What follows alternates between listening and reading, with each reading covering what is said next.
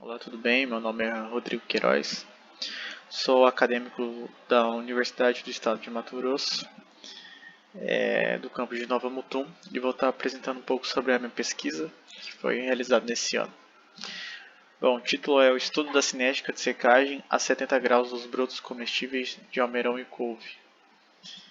Então eu vou falar desde o processo da etapa da compra da semente até todo o processo de germinação, colheita e secagem, até chegar no resultado da curva de secagem dos brotos. Bom, a semente foi comprada em um comércio agropecuário. Depois de comprar essa semente, eu a higienizei com água, eu lavei, e depois foi para um processo de maceração. Esse processo de maceração ocorreu em 2 beckers com 100 ml de água destilada. Então, em um becker eu coloquei as sementes de almeirão e 100 ml de água destilada, e no outro becker a mesma coisa, só que com couve.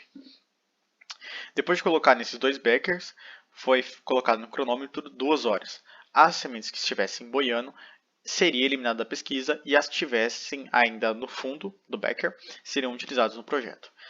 Ok, foi utilizado 4 bandejas, 2 de cada.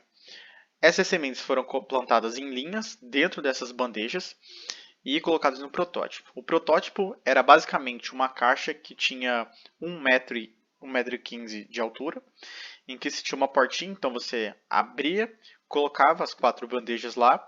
Nesse protótipo tinha um sistema de irrigação por gotejamento, então ocorria a irrigação a cada 6 horas dentro do protótipo, e foi colocada a temperatura de 27 graus e também tinha 12 horas de iluminação. Tinha uma lâmpada lá dentro que iluminava durante esse período.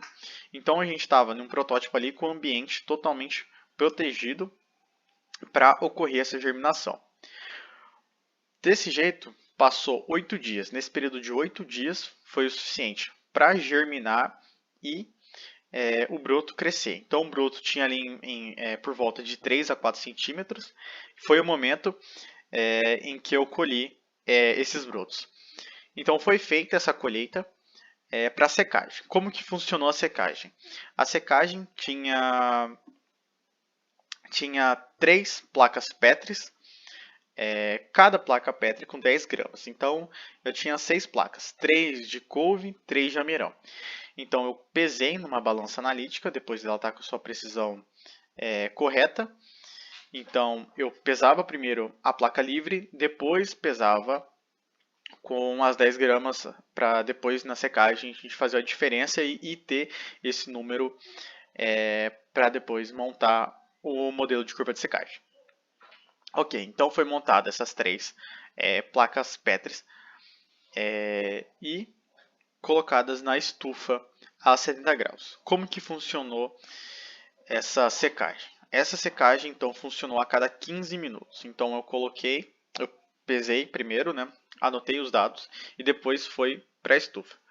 Passava 15 minutos, tirava a couve e o almeirão e fazia essa pesagem. Depois colocava novamente na estufa, colocava mais 15 minutos. Esse processo durou em média de 5 horas, 5 horas e meia, para chegar ao ponto de estabilizar essa curva. Ok, foi feito então todo esse processo, e além disso depois foi colocado essas placas depois de estabilizadas dentro de uma estufa a 105 graus para ter o ponto final dessa secagem.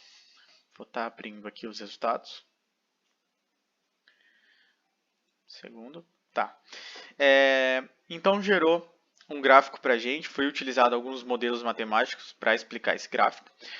A parte pontilhada aqui foi os dados experimentais, foi o que eu coletei durante o processo. Dessa forma, então, teve alguns modelos que se adequaram.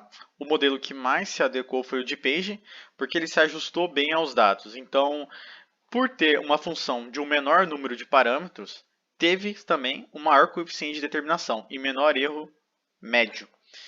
Então, o meu projeto em si foi toda essa trajetória, desde a germinação do broto até essa secagem, que gerou esse gráfico e que teve esses resultados que melhor se adaptaram ao modelo de peixe. É isso, eu agradeço bastante a oportunidade e muito obrigado.